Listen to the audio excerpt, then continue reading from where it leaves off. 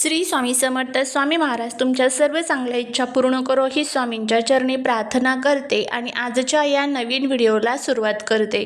आपल्या सर्वांचे मनापासून स्वागत आहे. चैत्र शुद्ध प्रतिपदा म्हणजेच आपला मराठमोळा सण गुढीपाडवा. हिंदू संस्कृतीनुसार या दिवसापासून नवीन वर्षाची सुरुवात होते. उन्हाची जाऊ, झाडांना फुटलेली नवी पालवी अशा चैतन्यमयी वातावरणात हा सण साजरा केला जातो.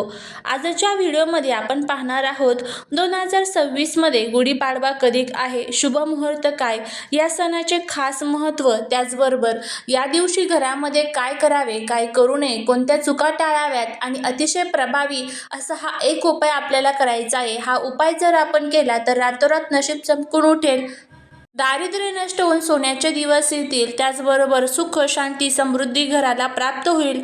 तर या संदर्भात संपूर्ण माहिती मी तुम्हाला देणार आहे. त्यामुळे व्हिडिओ हा स्किप न करता शेवटपर्यंत पाहत राहा.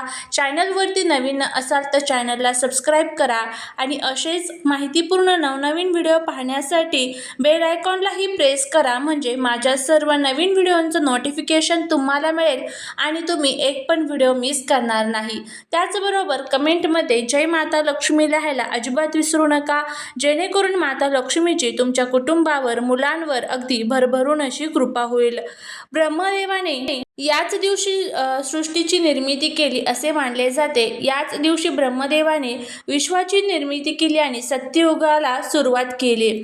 14 वर्षाचा वनवास संपून आणि रावणाचा पराभव करून प्रभू श्रीराम जेव्हा अयोध्येत परतले तेव्हा प्रजेने गुढ्या उभारून त्यांचे स्वागत केले. याच दिवशी राजा शालिवाहनाने शत्रूवर विजय मिळवला आणि याच दिवसापासून शालिवाहन शक ही नवी कालगणना सुरू झाली.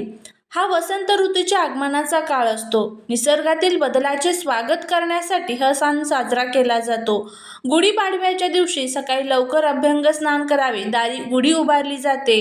बांबूच्या काठीला नवीन वस्त्र, कडुलिंबाची डहाळी, साखरेची गाठी, फुलांचा हार घालून त्यावर तांब्याचा कलश उपडा ठेवला जातो. या दिवशी कडुलिंबाची पाने खाण्याची प्रथा आहे.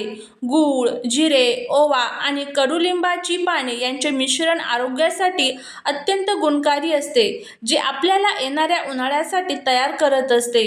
हा सण आपल्याला चैतन्याचा सण म्हणून साजरा केला जातो. या दिवशी काय करायचे असते तर सूर्योदयापूर्वी अंगाला उटणे लावून अभ्यंग स्नान करतात. त्याचबरोबर या दिवशी हा दिवस 3.5 मुहूर्तापैकी एक असल्याने नवीन वाहन, दागिने, जमीन खरेदी करणे किंवा नवीन व्यवसायांचा श्री गणेश करण्यासाठी अत्यंत उत्तम मानला जातो. घराच्या मुख्य दारासमोर सुंदर रांगोळी काढावी आणि आंब्याच्या पानांचे तोरण लावावे. यामुळे घरात नकारात्मक ऊर्जा राहत नाही आणि सकारात्मक ऊर्जा येते. नवीन वर्षाची सुरुवात सत्कर्माने करण्यासाठी गरजूंना दान करावे. सूर्यास्त होण्यापूर्वी गुढी आदराने उतरावी. सूर्यास्तानंतर गुढी तशीच ठेवणे शास्त्रानुसार अयोग्य मानले जाते. नवीन वर्षाचा पहिला दिवस आनंदात घालवावा. या दिवशी घरात कोणाशीही वाद घालू नये, चिडचिड करू नये किंवा कोणाचा अपमान करू नये. हा एक पवित्र धार्मिक सण असल्याने या दिवशी सात्विक आहार घ्यावा. मांसाहार किंवा मद्यपानासारख्या गोष्टी टाळाव्यात. पाडव्याच्या दिवशी घर आणि घराचा परिसर स्वच्छ ठेवू नका.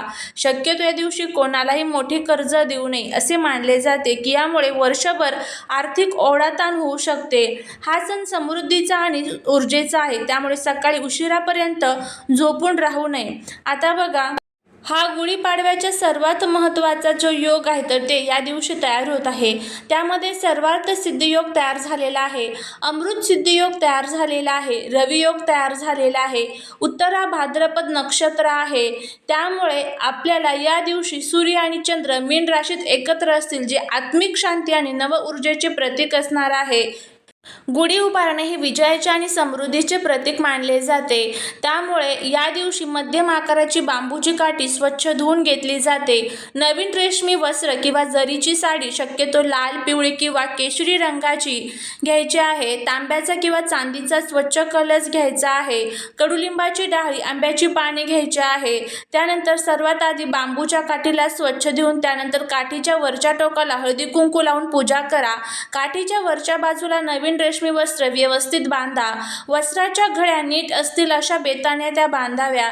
वस्त्र बांधलेल्या ठिकाणी कडुलिंबाची डाळी आणि आंब्याची पाने तोरण एकत्र बांधा. कडुलिंब हा आरोग्याच्या आणि कडू गोड अनुभवांचे प्रतीक आहे. त्यानंतर त्यावर फुलांचा हार आणि साखरेची गाठी बांधा. गाठी हे जीवनातील गोडाव्याचे प्रतीक मानले जाते. आता या सर्वांवर तांब्याचा कलश उपडा ठेवा. कलशावर आधी बाहेरून हळदी कुंकवाने स्वास्तिक काढा. तयार झालेली गुढी दाराच्या मुख्य प्रवेशद्वाराच्या उजव्या बाजूला किंवा गच्चीवर जिथे सूर्याचा प्रकाश पडेल अशा ठिकाणी उभारावी. गुढी किंचित कललेली न ठेवता सरळ उभी करावी.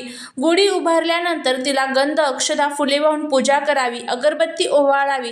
गुढीला कडुलिंबाच्या पानांचा आणि गुळाचा नैवेद्य दाखवावा. तसेच दुपारी नैवेद्यासाठी पुरणपोळीचा बेत देखील तुम्ही करू शकता. गुढी सूर्योदयानंतर लवकरात लवकर उभारावी आणि सूर्यास्त होण्यापूर्वीच गुढीला हळदी कुंकू वाहून आणि नमस्कार करून आदराने उतरावी. गुढी शक्यतो घराच्या प्रवेशद्वाराजवळ उंची ठिकाणी लावावी जेणेकरून ती दुरून दिसेल. गुढी उभारताना मन प्रसन्न ठेवा आणि सर्वांना नवीन वर्षांच्या शुभेच्छा द्या. गुढीपाडवा हा 3.5 मुहूर्तापैकी एक पूर्ण मुहूर्त आहे.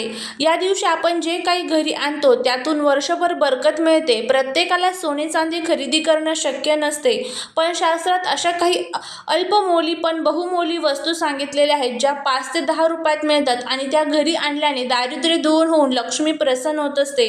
धने, मीठ जे आहे तर ते आपल्या घरामध्ये खरेदी करून आणावे. जर शक्य असेल तर या दिवशी मातीची पंती किंवा मातीचे एखादं भांडं सुद्धा तुम्ही घरामध्ये खरेदी करून आणू शकता. त्याचबरोबर या दिवशी अशा काही वस्तू असतात ना, तर त्या वस्तू काही जर आपण आपल्या घरातून बाहेर दिल्या तर आपल्याला अनेक ज्या नकारात्मक ऊर्जा आहेत तर त्याचा सामना करावा लागतो. कारण असं केल्याने माता लक्ष्मी नाराज होते, घरातील समृद्धी कमी होते असे आपल्याला सांगितले जाते.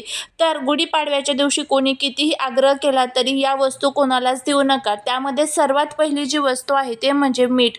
गुढीपाडव्याच्या दिवशी घरातील मीठ दुसऱ्यांना देऊ नये. असे केल्याने घरातील सुख समृद्धी कमी होते असे मानले जाते. त्यानंतर पुढची जी वस्तू आहे ते म्हणजे दूध आणि दही. या दिवशी दूध, दही किंवा ताक दुसऱ्यांना देणे टाळावे. यामुळे घरातील शुभ ऊर्जा बाहेर जाते असे मानले जाते. त्यानंतर तिसरं जे आहे ते म्हणजे पैसे उधार किंवा उसने घेणे किंवा देणे, कर्ज घेणे किंवा देणे. गुढीपाडव्याला पैसे उधार देणे किंवा कर्ज घेणे देणे टाळावे, कारण नवीन वर्षाच्या सुरुवातीलाच पैसे बाहेर जाणे अशुभ मानले जाते. चौथा आहे ते म्हणजे तांदूळ आणि गहू. घरातील मुख्य धान्य या दिवशी देऊ नये. धान्य हे लक्ष्मीचे स्वरूप मानले जाते. पाचवा आहे ते म्हणजे झाडू. झाडू हे लक्ष्मीचे प्रतीक मानले जाते. गुढीपाडव्याच्या दिवशी झाडू कोणालाच देऊ नये किंवा घराबाहेर टाकू नये. सहावा आहे हळदी कुंकू. हळद आणि कुंकू हे सौभाग्याचे प्रतीक आहे. हेही या दिवशी उगाच बाहेर देणे टाळावे. तर अशा पद्धतीने ह्या काही वस्तू ह्या चुकूनही आपल्याला या दिवशी आपल्या घराच्या बाहेर कोणालाच द्यायच्या नसतात. त्याऐवजी काय करावे, सकाळी लवकर उठून घर स्वच्छ करावे, दारात रांगोळी काढावी, गुढी उभारावी, देवाला नैवेद्य दाखवावा, कुटुंबासोबत नवीन वर्षाचे स्वागत करावे. असे केल्याने माता लक्ष्मीची आपल्यावरती कायम कृपा राहते, घरातील दुःख दारिद्र्य संपते. आणि बघा या छोट्या छोट्या चुका असतात, पण ज्या वेळेस हे महत्त्वाचे सण असतात या सणांमध्ये जर आपण काही चुका केल्या तर त्याचे दुष्परिणाम सुद्धा आपल्याला भोगावे लागतात. त्यामुळे या चुका ज्या आहेत तर त्या आपल्याला चुकूनही करायच्या नाही आहेत. तर अशा पद्धतीने ही माहिती जर तुम्हाला आवडली असेल तर चॅनलला लाईक, शेअर, सबस्क्राईब करायला विसरू नका. भेटूया पुढच्या एका छानशा नवीन व्हिडिओत एका नवीन माहितीसोबत. तोपर्यंत सर्वांना श्री स्वामी समर्थ.